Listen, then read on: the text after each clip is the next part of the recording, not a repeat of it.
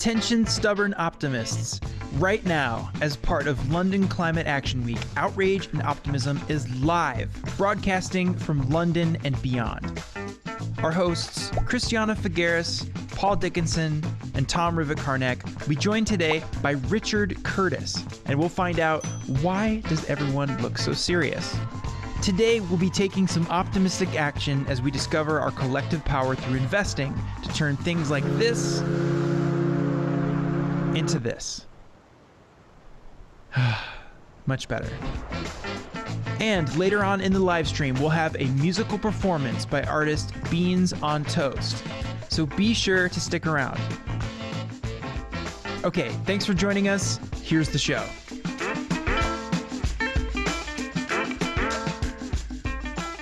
Hello, everybody. Thank you so much for joining us for this live episode of Outrage and Optimism. My name's Tom Rivett-Carnac.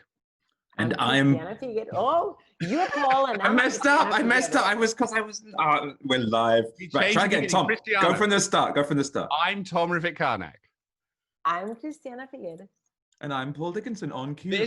This week, we are talking about the power of pensions to change the world for the better. We have the brilliant Richard Curtis here with us, and we will be hearing from Beans on Toast, who will be performing live and giving us for the first time a musical performance during the podcast that we hope to replicate in the future.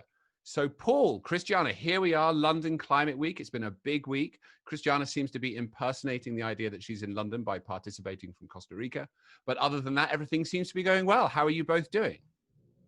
Well, we're doing well, but I think it's very fun that we're doing many things for the first time today. First of all, Paul and I trip over each other as we introduce each other. That's great.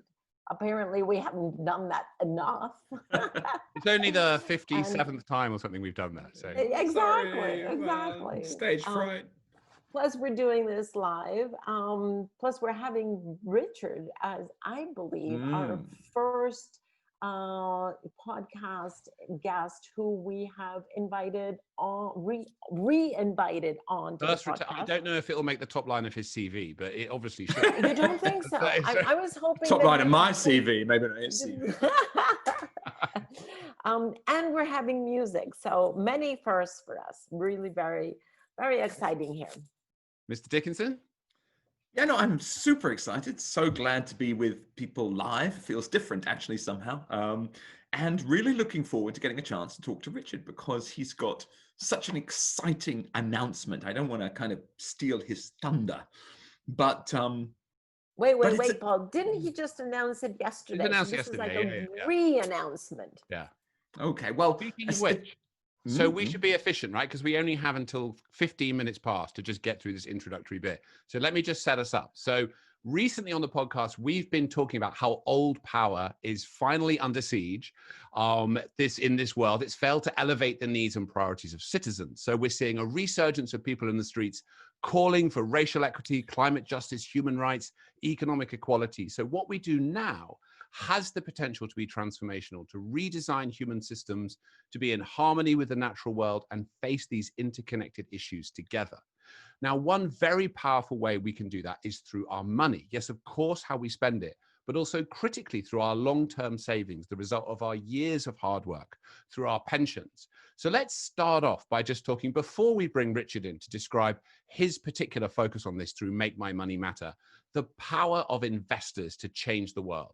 Let's start with you, Paul. You have focused on this and thought about this for years. What can you tell us about how asset owners and investors can change the world? Well, I'm going to start off with the story of an enormous monster called a Leviathan. Sometimes thought of as a sea monster, but generally just a vast monster. And it was actually the philosopher Hobbes who in 1651 wrote a book called Leviathan. And he wasn't really referring to a sea monster at all or a giant monster. He was saying the state is the Leviathan. He said that what we have is we create amongst ourselves this thing, the Leviathan, and it administers us. It's kind of like a force above us that we all succumb to, and we can all protect ourselves through this. And so that's a great idea, and it's worked for hundreds of years. But the problem is things have got really big in the private sector. We've got absolutely ginormous companies now, and we've got absolutely ginormous investors. So we've got competing leviathans. You've got the states, and then you've got the great corporations, and then you've got the great investors.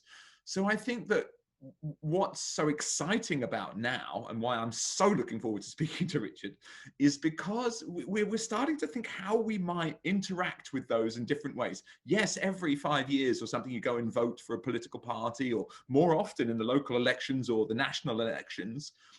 But how else do we support the infrastructure of power of corporations and of investors? And what oversight have we got of them? Right. How do we interact with them? How I think we're probably in the very early days of working that out, which is why I'm just trembling with excitement. And Christiana, you talked for a long time about shifting capital as the key to transformation, its role in the creation of the Paris Agreement, what we've got to do now. How are you feeling about this issue? Well, I wanted to bring two ends of a spectrum, right? Because this happens along a very, very broad spectrum. So one end of the spectrum was what was shared with us just last week, how Client Earth managed to buy minute participation in a company, and through that company actually be able to sue them for being irresponsible. Yeah, that was amazing. That's just a really, really strategic use of shareholder power. On the because I what did he say the investment was like? $30, no, 30 euros. $30. I mean, never have $30 been better used, right? The other side of the spectrum there is the Asset Owner Alliance, which are, a growing number of large asset owners, mostly institutional, in fact, all of them institutional, who have joined their efforts and to ensure that all of the companies that they partially own are actually going to get to net zero by 2050. And that's already way beyond the $4 trillion in total capital that they own.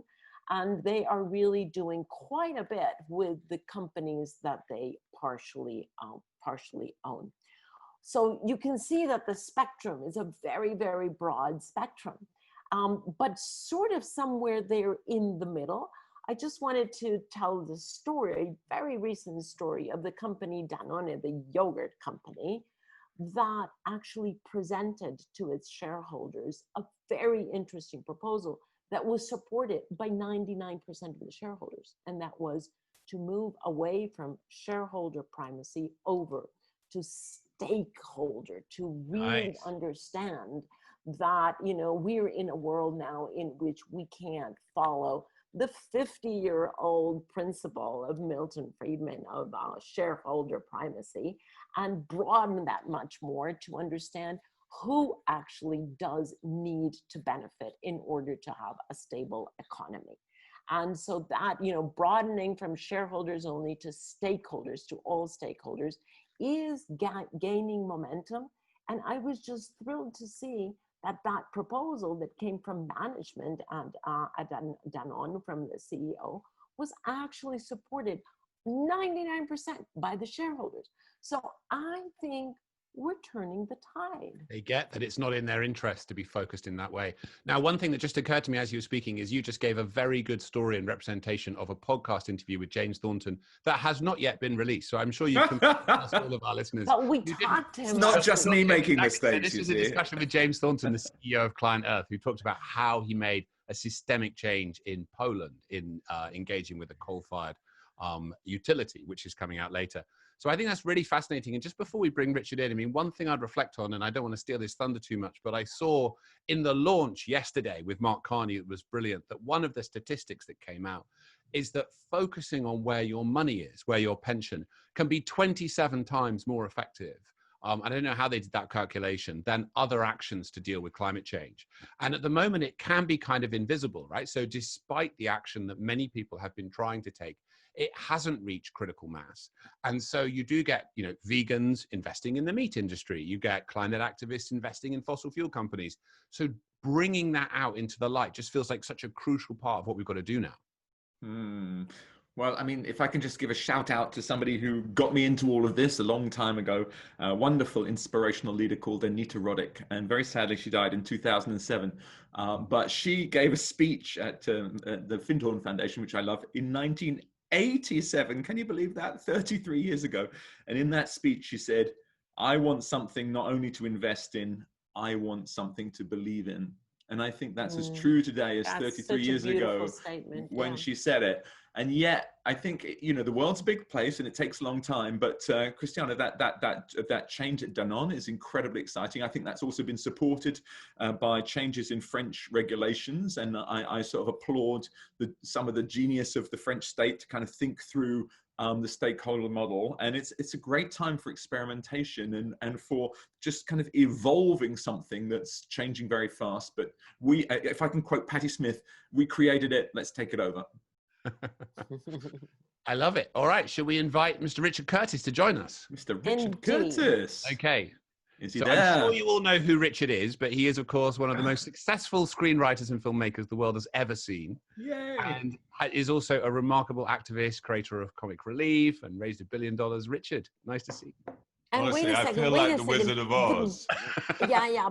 But before, Richard is also the brain behind all the little squares with different colors that we recognize as the SDGs. Richard, if it weren't for your genius and your team, no one on this planet would remember that there were 17 SDGs because nobody has the capacity to count from 1 to 17. And we wouldn't associate them with a particular color. So thank you for that genius contribution, in addition to many other genius contributions. Well, I think you're going to discover in the next hour quite what a simple person I am. And so my effort was to try and simplify the goals to a point where, as it were, everyone could grasp them. And that's got something to do with what we're talking about Successfully today. done. Well, Successfully done. Indeed. Can I start with something completely irrelevant? Please.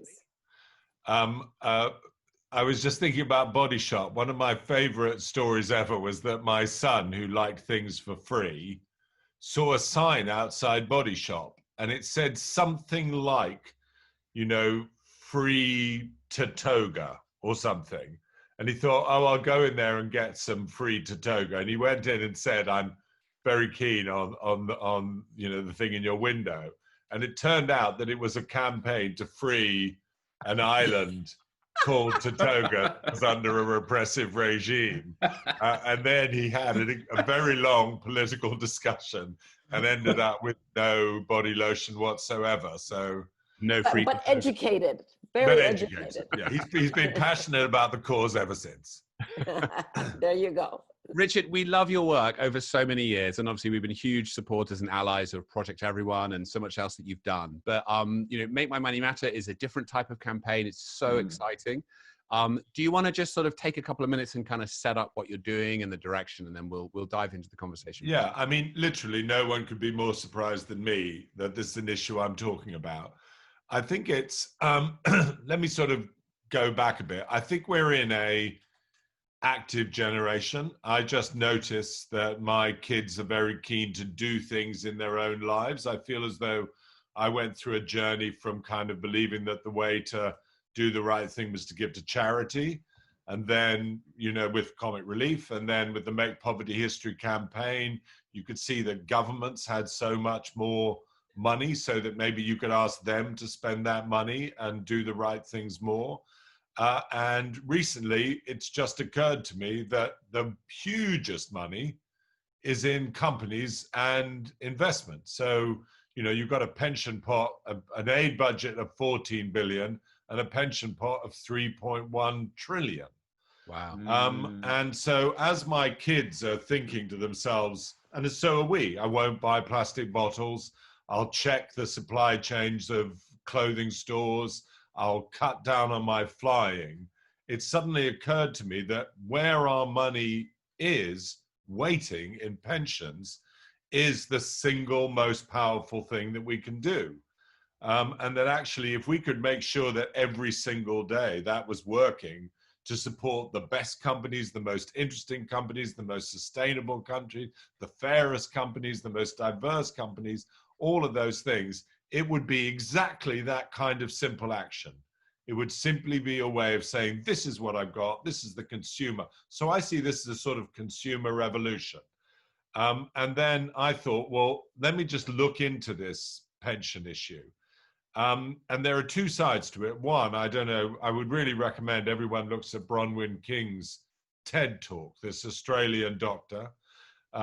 Really changed my heart and mind. There she was. She said she'd been an oncologist trying to save people's lives from cancer for 15 years.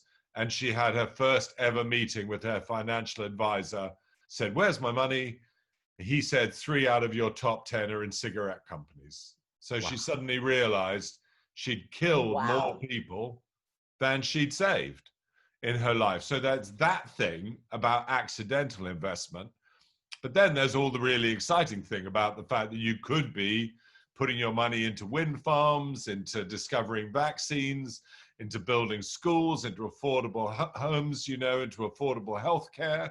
So I just suddenly thought there's got to be a way that we just alert people to this very simple thing that you could make your money in your bank account and most in your pension actually matter every single day, have a pension to be proud of, and change the world, as it were, while you're, because look, there's no point getting in a pension in a world on fire.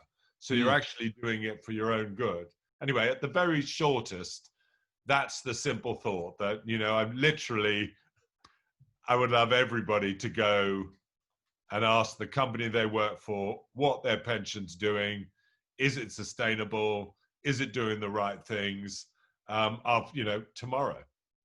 So that's the campaign, right? In terms of a specific action that people will do, they'll engage with their pension fund trustees, their companies. Is there sort of steps they can go through Make Money Matter to kind of write to them? And we're going to be sort of making that clearer and clearer. I mean, the first thing is, if you actually, you know, have a financial advisor and someone you can talk to, ask them tomorrow, just ring them up and say, where is it?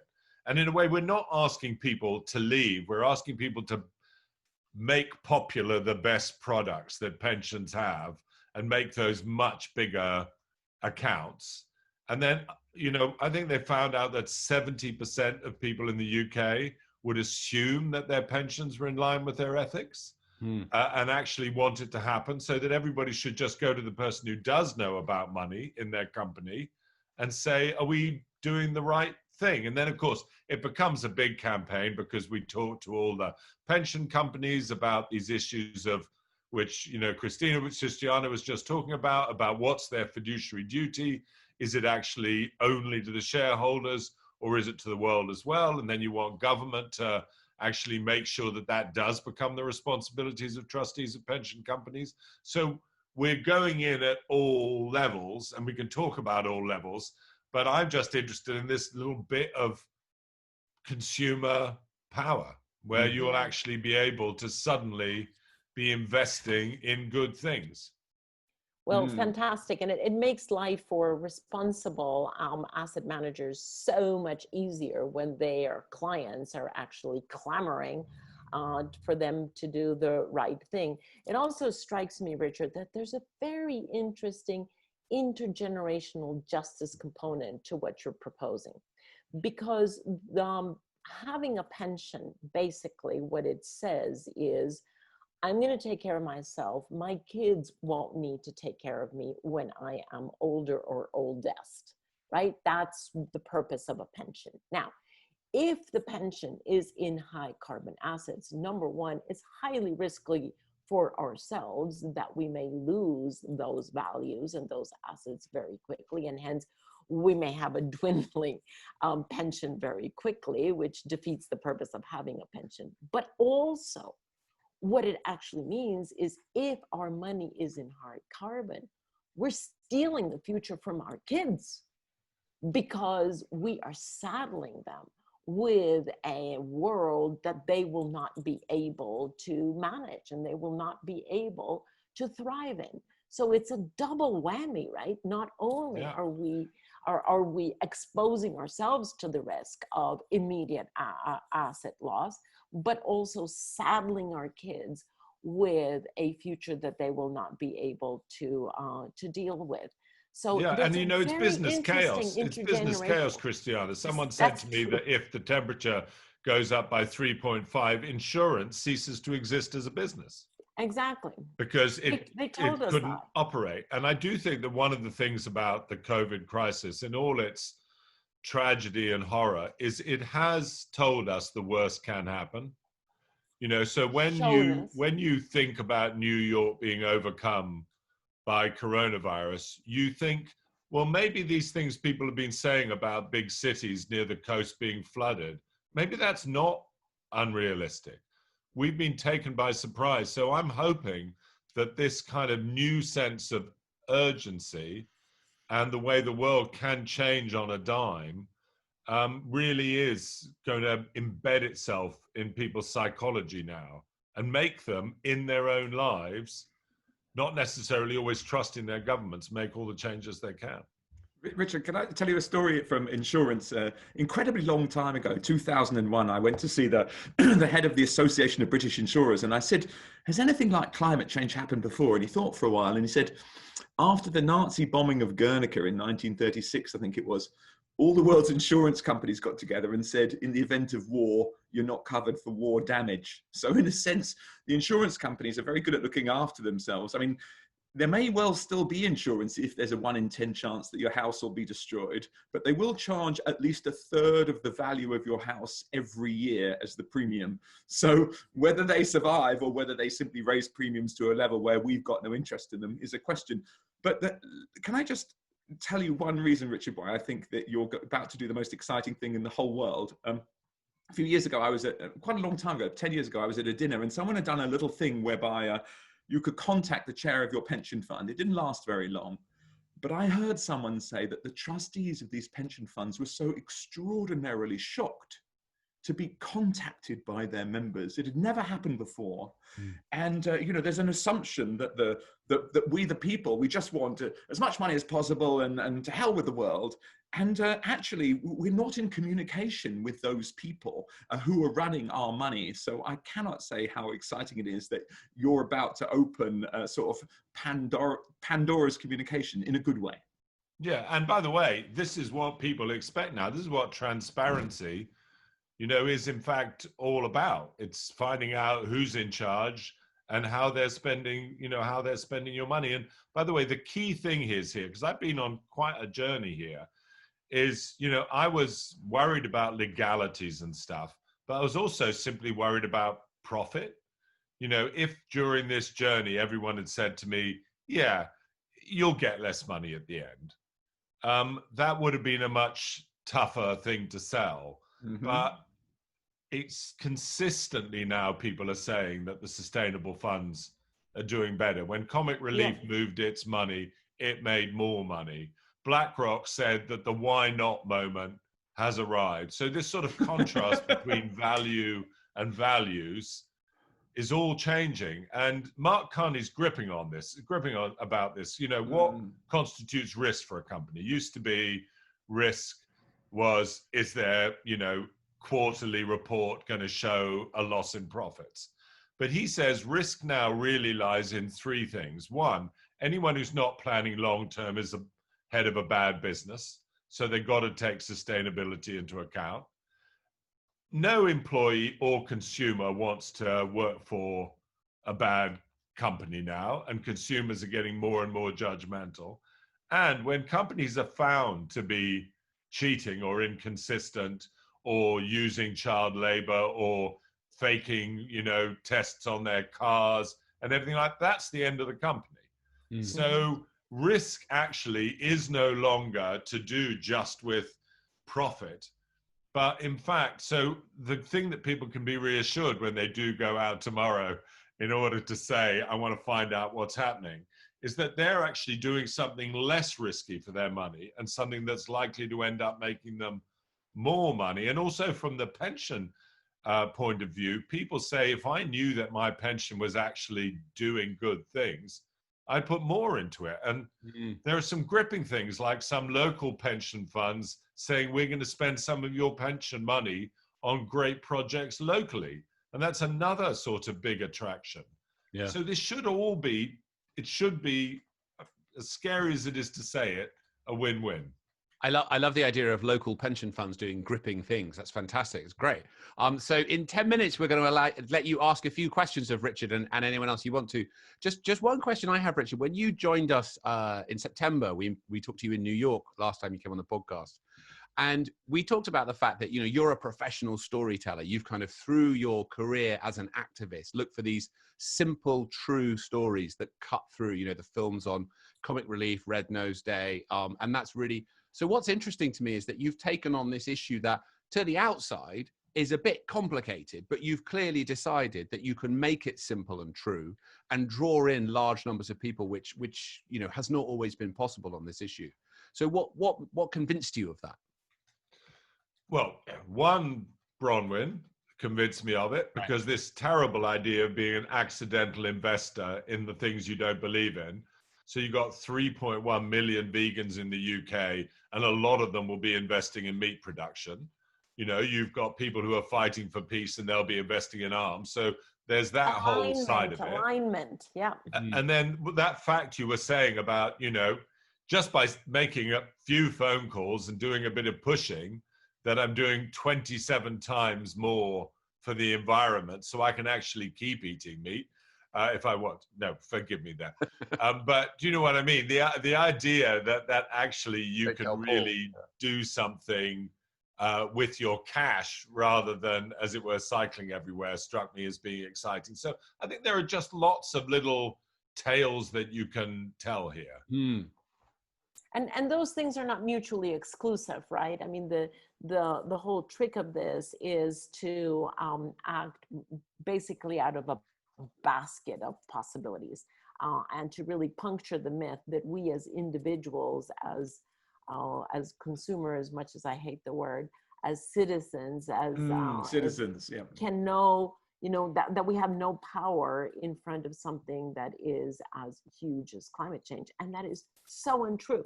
And we have realized that now with COVID, the power of the individual.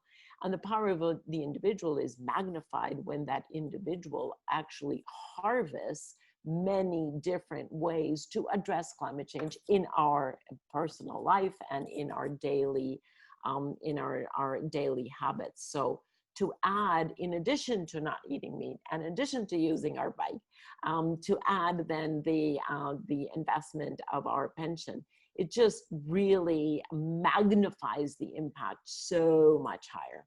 It really does. I mean, can you imagine a young person who's getting their first job and is asked about their pension, choosing to go into a bad default pension? It's actually not, I don't think it's thinkable anymore. I just think that no one will make that decision. And in fact, the pension companies have to catch up fast. And in fact, I think it'll become a big marketing tool for them. There's a Australian pension fund called My Future Super, which has been doing really well because it's been pushing just that fact. And you will know more about this than me, but I've just moved my bank account to Triodos, which is a sustainable bank, and it's coming in the direction of banks, it's coming in the direction of insurance, all of these things. We're just suddenly seeing, as you say, COVID showed us how we were all absolutely linked, even though we had to be apart.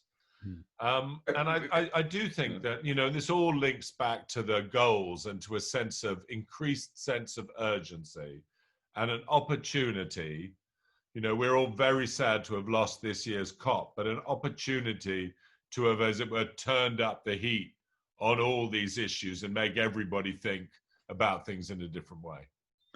Richard, you're such a systems thinker, if I can use that awful jargon. And you said that all you do is you simplify things, but brevity is the soul of wit, you will be well aware. And I think I just wanted to ask you about what I think, the point you just made, which is maybe the most exciting point of all, which is your systemic intervention. If enough of us can get together and push on this agenda of make my money matter, do you think the financial service providers will start literally presenting themselves as the solution? Do you think the adverts might become more interesting than the television programs one day as BlackRock or Legal & General try and compete for our attention and our money, rather than, as you said, the deadening default where you don't even know where your money's going? Yeah, look, I think it's a selling point. And by the way, I think one of the things I'm saying to all the companies that I talk to is tell people the good stuff that you're doing. The time for modesty is over. You actually have to tell people what you're doing to change your product, to make things better, what you're doing with your supply chains, admit the fact when you've made mistakes, say that you've improved it. I think it's going to become a really important part of the focus of marketing. And people who don't do it, people will notice that they haven't done it. Okay, so we are now going to go to some questions from the audience. We've had a bunch of questions already, and we would invite you, if you have questions, to add them into the chat, and then they will be filtered through to us. So very exciting. I'm going to read them out. So the first one comes from someone called Sabrina Tucker, who defines herself as a stubborn optimist. You'll be pleased to hear. Yay! And she Yay. says, Welcome to the family. yeah, it's a very good question as well. She says, as a young person, I often find myself feeling more outraged and optimistic when I talk to my parents' generation. They don't seem to understand the issue at all. And if they do, they don't understand the urgency. A lot of them currently only think of us as young and angry, and they think we don't understand the way the world works.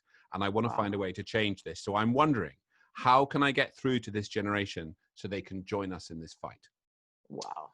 Well, look, I mean, if they're not getting the message now, I mean, the Black Lives Matter movement, that's been such an interesting thing, this sort of explosion of interest in it. And suddenly I feel the weight of the argument is with the young, you know, is that they really do have to understand that this is something that is so deep and so systemic, and that my entire generation has been, you know, part of endorsing, basically. I mean, I'm deeply aware of doing it. So I'm hoping that, as it were, the tide of opinion will begin to change and parents will start to say, well, there are some really interesting new things happening. And I think one of the things is, oddly enough, children setting their parents an example. I tried to write a little sketch for Make My Money Matter, which started with a dad saying to a daughter, we've got to talk about something very serious. You must take out a pension. And then ended with the daughter saying, I've got to talk to you about something very serious. Where is your pension? And have you done the right thing? So I think, you know, do the right thing and, you know, lock them out of the house if they don't listen to you. and maybe if we get a phone number, unsolicited call from Richard Curtis to tell them what's what do you think about that? You know, Christian. I've written some dodgy TV programs in my time. I haven't got a leg to stand on by anyone who's actually seen Mr. Bean's Holiday. So I think it's better if she does it herself. Cristiano, do you want to give an answer to that one? Yeah, I think there's a pretty simple question, being a parent myself, that young people can ask their parents, and that is, do you care about my future? That sort of puts the context. Then from there, we can have a conversation, because I think that's, you know, that's where we have to go, and it's very much about, especially with parents, I think it's very much about addressing the heart rather than the brain, because the brain is calcified. Of my generation, our brain is calcified into the structures and the values and the logic of what was, and the heart is much more fluid. And I think I think if kids ask their parents, if young people ask their parents, do you care about my future, you're addressing their heart, and that could be an interesting channel to then move up into the head and give the arguments. But first, start at the heart level. Yeah. So that's actually a good segue to the next question, which is about the heart level from a different perspective. This is from Joanne Taylor in London. So she says, I've been interested in environmental issues for many years, but I've noticed over the past year, I seem to have lost my connection to this important issue. I continue to do what I can in my own life, recycling, etc., but I can no longer find that I feel strongly about this. Can you offer me any advice as to how I can reconnect emotionally with the environmental crisis all around us? Wow, that's a very interesting question. It's interesting that the COVID thing hasn't, you know, reignited some of that passion. I mean, one of the things that my way into it, because, you know, I started at Comic Relief, is this increasing understanding that it's planet and people at exactly the same time. You know, and make sure that you don't only focus on the sort of beauty of nature and on the planet and the world. Make sure you remember that if there's a flood in, you know, the UK or America, you lose a few lives. If there's one in Bangladesh, you lose 250,000 lives. You know, if you actually care about the least well-off people, that's climate. If you care about women, that's climate. If you care about people who in civil war and refugees, that's climate. So, you know, I do think that you can see it all around you. And I think that would be to link in your sense of human compassion as well as your sense of the well-being of the planet. If that isn't something that's, you know, on her mind, that certainly is key part to my passion about the subject. Mm. Well, I would very much agree with Richard, because we have to keep that dimension in mind. And I would add, for someone who feels disconnected with nature, maybe start small in order to link to the large, and maybe just ask yourself a very simple question. The water that I drink, where does it come from? Mm. Just see if you can follow that, you know, and just look at the water in your glass, and in your mind's eye, follow it back to where it came from. It comes from nature. The same thing with the air that we're all breathing, you know, just stop breathing for a moment until you answer the question, the oxygen that I'm breathing, where does it come from? It's not man-made, it's not woman-made, it's not child-made, it's nature-made. And the same thing with every morsel of food. The fact is that we have allowed ourselves to get disconnected from nature because we are overlooking the very, very basics that our survival today, our survival, which means we need water, we need food, and we need air. Our survival depends on nature providing that to us, but we overlook it. So, you know, pretty simple little exercise. Stop breathing for a few minutes and ask where the air is coming from. Look at anything that you're drinking and figure out exactly where it is. It doesn't come from the faucet, okay? I guarantee that. Just walk it back in your mind's eye. And the same thing with your food. And that might just open for you a connection with nature that is there, and that is only in our head that we have closed our door, but we can easily open that door. One final tiny little thought, you know, this whole area is just getting bigger and bigger. So I've only worked in climate change 2 decades, not long by many people, but it has just become more and more important every single year. So in terms of, you know, work and leisure and business and the culture, this is the thing to connect to, even though we all have ups and downs in our intention. Mm.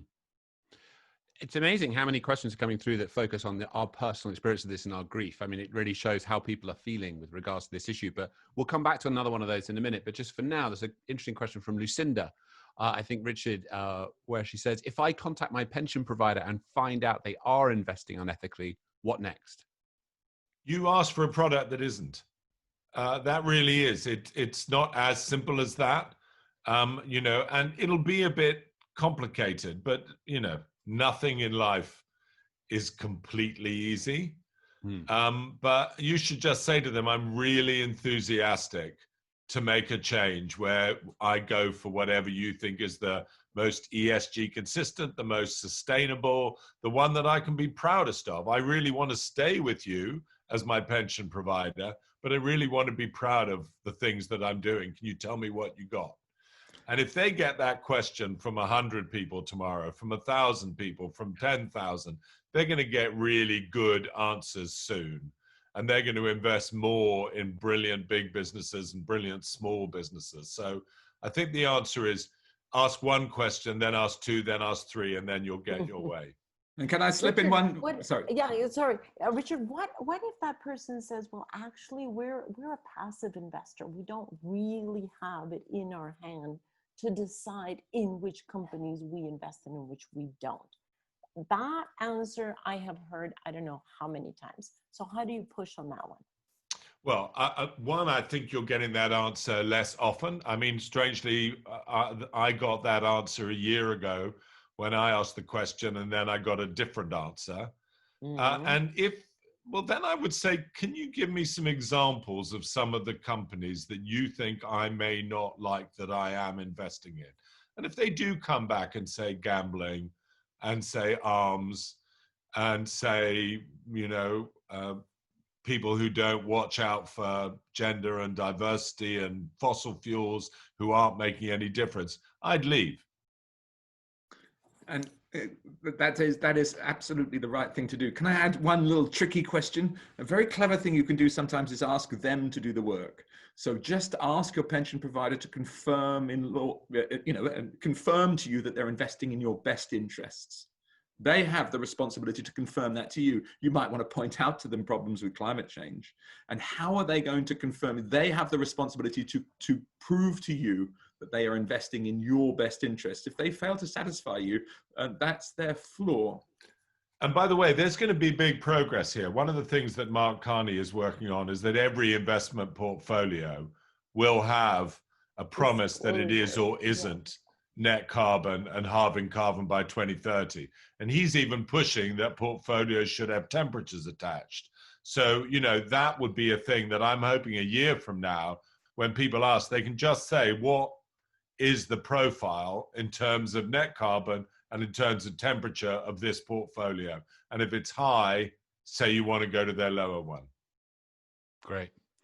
So we've got a question now about, I think it's probably related to Boris Johnson's speech yesterday in the Midlands. So he says, she says, Elise Hockley, how can British citizens remain optimistic after the recent announcement of our Prime Minister's New Deal? If everything rests on an urgent green regeneration plan post-COVID, then what's the next step if it appears we're not getting the support we desperately need from our government? And I think it's a really interesting question because we've talked so much about the green recovery and building back better. And I think this question is, what do we do if that doesn't come through as the way that we might hope? I think the others may be better equipped to answer. I do think that one of the things that is on our side is the COP and is our responsibility for leadership on these issues. You can genuinely say that the government is, theoretically, this is a subject that they are meant to be leading on. So you can hold them to account every question that you ask, because they've made a promise that they're going to lead the world in this. They've made their promises about temperature and carbon and all these things. So at least you've got proper leverage. But the one thing we can't allow to happen after COVID is for everyone to say, look, just give us 5 years. Just give us 5 years to do things in the old way, and then we'll be back with some new ideas, because we've got the COP and we've only got 9 more years of the Sustainable Development Goals. So I think that, you have to take people on the promises and the situation and push hard on it. It isn't something that can be sidelined. Christiana? Well, Richard, I wanted to ask you, because we have said quite a few times and discussed here on the podcast that we used to think, that we had, 3 years or 10 years, whatever, to address climate, because we have to be at 1/2 global emissions by 2030. But we've actually been discussing to quite an extent the fact that with the economic recovery that comes after the health crisis post-COVID, that timeline has actually shrunk quite dramatically, because the trillions of dollars that governments are going to put into the economy are actually going to determine what that economy will look like for at least the next 10 years, if not more. So it's actually a very, very short timeline. Yeah. Those trillions are actually going to determine. And I wondered, from your perspective, is it the same argument with the SDGs? Are we actually determining right now, over the next 3 to 18 months, when all of this COVID recovery money is going to be injected into the economy, by the way, as debt that our children will have to repay? Is this the time frame in which we will literally be determining whether we get to achieve the SDGs by 2030 or not? Do we have a second chance after this? Well, look, I think that's a very profound point. And I think one of the things that Paul Polman has said to me at Unilever, which has been so utterly demonstrated by the COVID crisis, is he said to me that failure to act on any single one of the goals, the cost of that is more than the cost of fulfilling all the goals. So in other words, the cost of fulfilling the needs of the goals was less than the cost of this one crisis in terms of health. So I do think that at this moment of reinvestment, if you're not fighting for diversity, if you're not fighting for education and gender equality and everything that, it doesn't make any business and financial sense. You're just building up tremendous costs and the potential of crisis coming on. So I would really love this government now to put the SDGs at the center of what they're doing, and really, like a lot of businesses are doing. I mean, it is interesting. We've got this group we call the Business Avengers, who are 17 businesses who are specifically committed to doing something about the goals. So I think making a noise, I would also say making a noise about the SDGs, pointing out that that is a specific, responsible, committed to deadline, is one political trigger that we ought to be pushing. Great. So we have time for one more question, and then we're going to be bringing in Jay, Beans on Toast, to bring us some music, which is very exciting. So I'm just going to read this one out. It's going back to that sort of emotional response to this. And it's from Julie Zoe of Norway. How do I not feel guilty for being a mum in the climate crisis? I only tackled my grief over the planet and went through the stages of mourning for Earth as we know it after having a baby. Putting life into the world made me reflect on more than her future, but the future of the planet. Now I want a better future and try to do all I can, but I can't stop being sad and feel guilty for the life I have created on this planet. Wow. I mean, that's all I'd say is, from my experience, you've, as it were, given birth to the most powerful agent of change, that you could have done. I think that's the thing. It's actually the conversations I'm having on transgender issues, diversity with my kids are brutal, because they are absolutely determined to change things quicker than I was. So actually, you've given birth to the very means by which you will be able to do the job better. It's like you've hired a very young employee, quite cheap, who's actually going to be the person who makes the changes in your life, and you do things. You will stop being responsible for them. They're going to be responsible for you, and they're going to do the job better than you've done. That's how I'm feeling now. I'm being pushed about and changed by my kids at such a rate. And that's what we're expecting on things like Make My Money Matter and the consumer revolution and all the pressure, all these brilliant young feminists, all the people fighting. We used to call people crazy, but they're talking about mental health with such passion and such understanding. So what I would say is you're setting us up for a win by having a new child. Absolutely. And don't worry about, like, it's not really, the problem isn't really the people. The problem is how we live. I mean, nobody really says there are too many insects, because insects fit in and they eat our waste and they live in an entirely circular way. So as long as we turn in to learn to live in the right relationship with nature, she will provide for us, and you don't have to worry. But it is about how we live. You can't go flying to the Maldives every weekend. Christiane, do you want to add anything before we welcome Jay? Well, I just want to echo Richard's words, because my daughters are my teachers. And I would say to any young mother who's just brought another human being, a wonderful child to the earth, beware, you have a life coach that will be there and will be mentoring you your whole life, exactly as Richard has said. So there we are. She's going to check your pension. 10 years time. It better be ethical. Get it ready. And she'll stand in front of the shower and say, "Mom, that's enough hot water. Turn it off." She will lead the Norwegian Sovereign Wealth Fund and its $1 trillion to a great future. Okay, I think we've terrified Julie enough. What do you think? Yeah. Okay, so this is a very exciting moment. For a long time, we have been aware at Outrage and Optimism that there is just the most remarkable artistic response to climate change going on. And one way that that is manifesting is in music. So we have wanted for a long time to start incorporating music into the podcast through this brilliant partnership that we've established with Sofar, that we will tell you more about on the podcast in future weeks. We've started to do that. And this week, we have the brilliant Beans on Toast. So Jay, please join us on the live stream. How are you doing? I'm very well, thank you. Thanks for having me. Great. It's very exciting to have you here. So we're going to hear your song On and On in just a minute, but I wonder if you just want to say something about that song, the inspiration for it, for people who haven't seen it. It is just the most perfect Outrage and Optimism song because it contains both. So well, it is, yeah. It's a very optimistic song, tackling, I guess, subjects that aren't generally deemed optimistic, be it polarized politics or sort of climate crisis, basically. And I think with songwriting, I've written a lot of songs about the environment, and there's not a huge amount of good news to tap into, but there's not much point of writing a song if you're just bringing people bad news and the kind of we're all doomed. There's no point. There needs a glimmer of hope in the song, as we need a glimmer of hope as humans, as that lovely lady who just asked the question, you know, that hope is really important, because otherwise, what is the point, basically? It's a song about loving life, really, and even in this very confusing time that we're in. And I guess that was the sort of motivation behind writing it. What do you think about kind of the artist's response at this moment? Because for a long time, it felt like artists weren't, you know, we couldn't see them in this, and then all of a sudden, it feels like it's everywhere. What do you sort of think about that?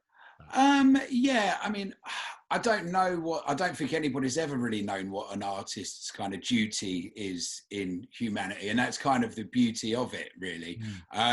So under kind of crisis, it's important. I guess everybody has a role to play. So certainly musicians and artists across the whole, of course, and music's particularly good at sharing ideas in simple formats, bringing people together in a community under similar ideas, stuff like that. So yeah, I also don't think that we necessarily need to be inundated with songs about polar ice caps melting.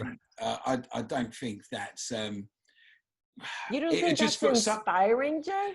It is. Well, I think sometimes music's just an escape as well, isn't it? And you perhaps need someone to, for example, Taylor Swift singing songs about ex-boyfriends gives her a bigger platform, that if then she one day stands up and says to her millions of people that love her music, I think we should all live green lives, that's a lot more powerful than me singing an Extinction Rebellion rally kind of, you know, about the climate crisis. So I think there's a big array. I think probably the most interesting political move in music since the world turned upside down is the K-pop fans kind of emptying out Donald Trump's. So funny. That was so funny. Sorry. Yeah, it's incredible. And it's, I mean, who would have thought that such a political move would come? I don't know much about K-pop, but I can only guess. Made me a K-pop fan, I tell you. Yeah, and that shows the power of, you know, musicians and communities working towards something that isn't necessarily singing about it directly or tackling about it. I mean, I choose to do it a different way. I'm a folk musician, so I sing about it in a very open, honest fashion. But there's many roles for the artists, I guess. But can I ask both you and Richard a question, which is, you know, a lot of people might say, well, if climate change was a real problem, the politicians or the celebrities would have told us about it. And in a sense, I can the politicians are a bit compromised, but the celebrities do seem a bit quiet, not all. I think they're getting noisier. Yeah, obviously led by Beans on Toast. They're going to now rise to the occasion. But, you know, there's no musician who's now not thinking about the environmental cost of touring. Yeah, you know, this is suddenly a big thing for them, and I think that'll be one of the effects of COVID. So, and then what the SDGs do, which is say that the issues that we're talking about are all linked in together. The diversity has got to do with business, the climate has got to do with people. So I think that there is a sort of more coherent attitude to it all. I hope that's becoming less the case. I hope they really will be a strong part of the movement. My two favorites are Salt Water by Julian Lennon and Mercy, Mercy Me. I think those are really great environmental songs. Have a listen to those. I will do. I mean, I think it's On quite the hard list to get for this people to listen podcast to later music on. anyway. Sorry, Jay. I think it's quite hard to get people to sort of listen to a song in the first place. And I think new musicians coming up, maybe that in the past there was a bit, I don't know, concerned. It's also a bit of a battlefield online now, isn't it? And if you're dealing with difficult subjects, you know, sometimes it's easier just to not go there in song. You know, it's somewhere I'm happy to go. But Ricky Gervais says don't preach, but yet at the same time, I do think when you've got a platform, you do need to speak out. Jane Fonda told us that the famous people should be repeaters of the messages of the movement. Yeah, fair dues. So we're going to hear the song now. We have pre-recorded it earlier today just for microphone and bandwidth reasons. So in just a moment, we're going to ask Clay to roll the tape, but that will take us to the top of the hour. So I just wanted to say before we roll it, thank you so much, Richard, Jay, for participating. This has been so much fun to do this live episode of Outrage Optimism. Thank you, everybody, for joining us. This will be going out, as usual, as a podcast on Friday. We've got some great guests coming up on the podcast as well, even beyond this week. So if you don't subscribe, please subscribe. Visit Make My Money Matter. Download Beans on Toast. Take music. action. Ask about your pension tomorrow. No way. Today. The world may end on Sunday. Do it now. Thanks for joining us. Here's the song.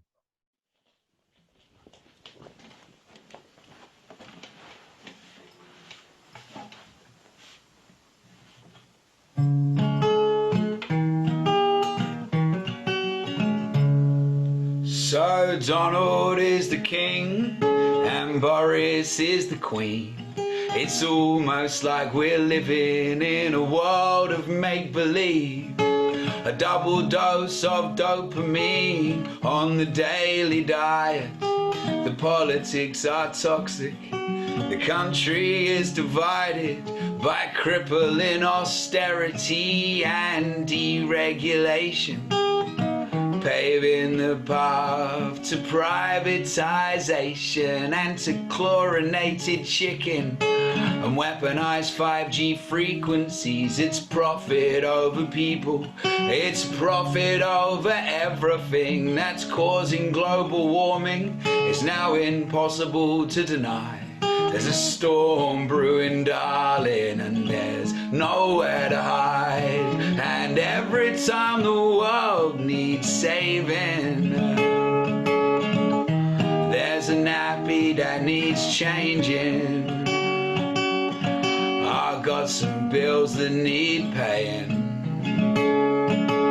I'm just gonna keep on singing because life goes on and on and on and on and on and on.